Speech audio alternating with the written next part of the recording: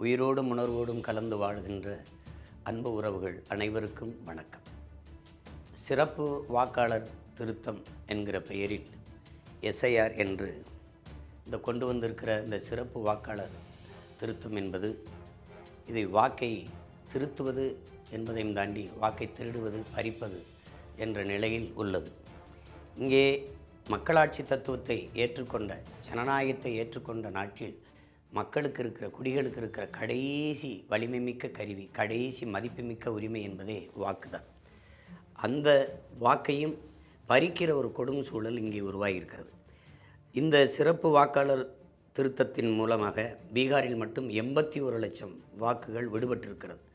வாக்கை செலுத்துகிற தகுதி பெற்றவர்கள் அந்த வாக்குரிமையை இழந்திருக்கார்கள் என்பதை சான்றோர்களோடு நிறுவியிருக்கிறார்கள்.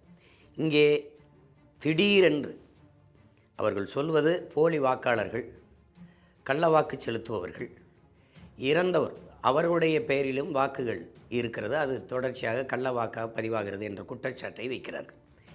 ஆனால் இப்போது ஒரு வேளாண் குடிமகன் நிலத்தில் விளை வைத்த பயிரிலே களை இருக்குது என்றால் அந்த களையை கண்டு உணர்ந்து அதை பறித்து வெளியிலே எடுப்பது தான் முறை. மொத்த நிலத்தையும் மொத்த பயிரையும் அழித்துவிட்டு மறுபடி பயிர்களை நடுவோம் என்று சொல்வது பைத்தியக்காரத்தனமானது. அப்படி ஒரு வேலையைத்தான் இந்த சிறப்பு வாக்காளர் திருத்தத்திலே இந்த அரசு முன்னெடுக்கிறது. கலை எங்கே இருக்குது? போலி வாக்காளர்கள் என்றால் அந்த வாக்காளர்களை கண்டுபிடித்து அவர்களை களைய வேண்டும். இறந்தோர்கள் என்றால் இறப்பு சான்றிதழை வழங்கியிருப்பார்கள். அப்போ இறந்தோர்களை பெயரை அதிலிருந்து நீக்காது விட்டது யாருடைய பிழை? இப்போதுதான் போலி வாக்காளர்கள் இருக்கிறார்கள், கள்ள வாக்கை பதிவு செய்கிறார்கள். இப்போதுதான் இறந்தவர்கள் பெயர் பட்டியலாம் இருப்பது, அதெல்லாம் வாக்காளர் பட்டியலில் இருப்பது உங்களுக்கு இப்போது தான் தெரிய வருகிறதா? அப்போ இத்தனை ஆண்டுகளாக அனுமதித்ததேன்? இப்போ இவ்வளவு தேர்தல் வெற்றிகளும் கள்ள வாக்குகளிலும் இந்த இறந்தவர்கள் பெயரில் பதிவான வாக்குகள் தான் வென்றிருக்கார்கள் என்றால் அந்த தேர்தல் வெற்றி செல்லாது என்று அறிவிக்க நீங்கள் தயாராக இருக்கீர்கள் என்றால் யாரிடத்திலும் பதில் இல்லை.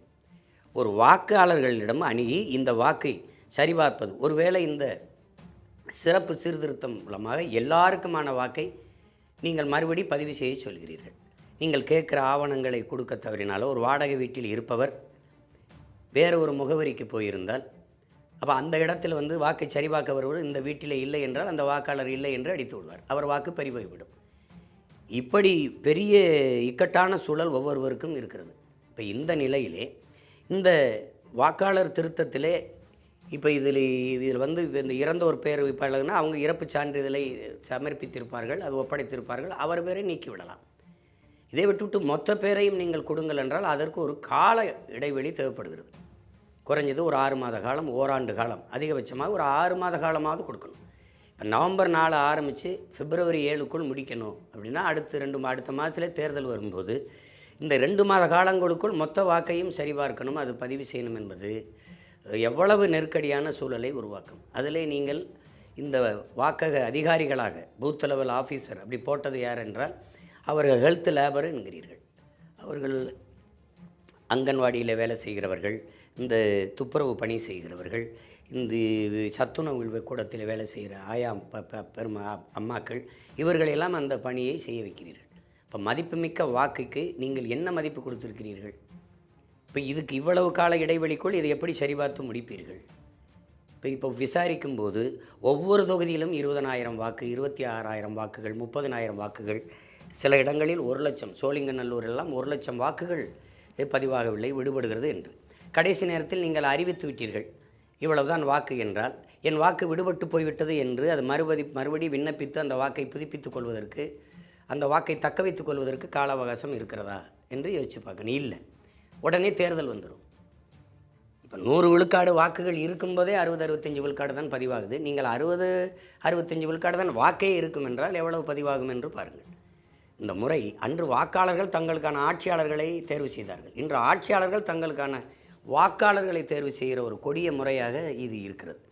இது ஜனநாயக படுகொலை, தேர்தல் அரசியல் படுகொலை. இதன் மூலமாக வாக்கு சீர்திருத்தங்கிற முறையில் அரசியல் படுகொலையை செய்கிறது என்று அருமை பெருமகன் அம்மையார் நிர்மலா சீதாராமன் அவருடைய கணவர் அவர்கள் குற்றம் சாட்டுகிறார். அதுதான் சாதாரண குடிமகனுக்கும் குடிமக்களுக்கும் தோன்றும்.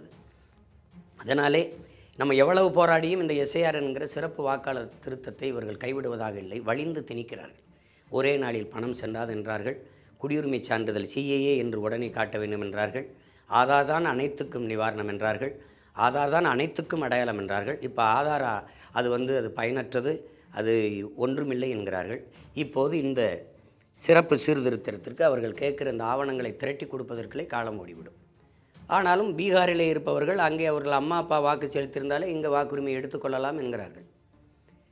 இப்போ பிற மாநிலத்தவர்கள் வாக்கை இங்கே உறுதிப்படுத்துவதற்கு அவர் வாக்கு செலுத்துகிற உரிமையை பெறுவதற்கு இவ்வளவு எளிதாக வாய்ப்பை கொடுப்பவர்கள் சொந்த நிலத்தின் மக்கள் வாக்கை செலுத்துறதுக்கு இத்தனை ஆவணங்களை கேட்பது எதற்கு? குடும்ப அட்டை அது பத்தாது, ஆதார் அது பத்தாது, அதில் தகுதி வாய்ந்த அதிகாரிகள் சான்று தரணும்னா அப்போ தகுதியற்ற அதிகாரிகளை நீங்கள் பணி நியமனம் செய்கிறீர்களா?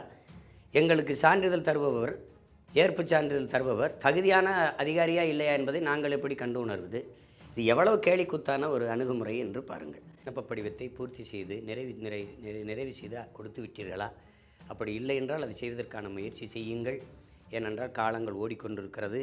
என்னரும் சொந்தங்கள் என் உயிரினுமிலே உடன் பிறந்தார்கள், என் நாம் தமிழர் தம்பி தங்கைகள், என் சொந்தங்கள் எல்லோரும் நீங்கள் வாழ்கிற இடங்களில், சிற்றூர்களில் அல்லது வாழ்விடத்தில் அங்கே இருக்கிற நமது சொந்தங்களுக்கு, உறவினர்களுக்கு வாக்கு அந்த அவர்கள் கொடுத்த விண்ணப்ப படிவம், அந்த வாக்காளர் சீர்திருத்த விண்ணப்ப படிவத்தில் எல்லாம் பூர்த்தி செய்து கொடுக்கப்பட்டிருக்கா? அப்படி கொடுக்கவில்லை என்றால் உங்களால் முடிந்த உதவிகளை செய்து அந்த பணியை அவர்களுக்கு செய்து கொடுங்கள். ஏனென்றால் அதை இந்த வாய்ப்பை நம் இழந்துவிடக்கூடாது.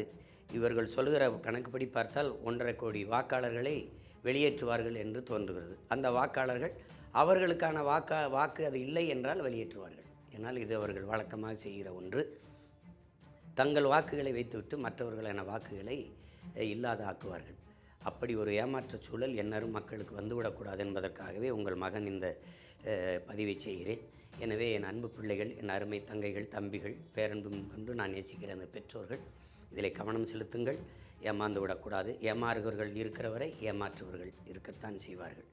அதனால் விழிப்புணர்வோடு இருப்போம். விழிப்புணர்வற்ற சமூகத்தில் எப்போவுமே நடிப்பவர்களுக்கு, ஏமாற்றுவர்களுக்கு தான் முன்னுரிமை கிடைக்கும். அதனால் இந்த நிலையில் என் அருமை பெற்றோர்கள், நமக்கு இருக்கிற கடைசி கருவி ஜனநாயகத்தில் இந்த வாக்கு தான். அதை இழந்து விடக்கூடாது. அந்த உரிமையை தக்க வைக்க விழிப்புணர்வோடு இருக்க வேண்டும் என்று அன்போடு கேட்டுக்கொள்கிறேன். நாம் ஒருவர் வாக்கு செலுத்தி இந்த நாட்டில் என்னாகப் போகிறது என்ற அந்த மெத்தன போக்கு சரியாகாது. அது ஒரு தேச துரோக குற்றம். அதை நாம் செய்யக்கூடாது. வாக்கு என்பது வலிமைமிக்க ஆயுதம். அதைத்தான் அநீதிக்கு எதிராக நாம் ஏந்த வேண்டியிருக்கிறது. அதனால் என் உயிர் சொந்தங்கள், என்னரும் பெற்றோர்கள், நமது வாக்குரிமையை தக்க வைக்கிறதற்கு அந்த அவர்கள் அளித்த விண்ணப்ப படிவத்தை பூர்த்தி செய்து நிறைவு செய்து கொடுத்து விட்டீர்களா?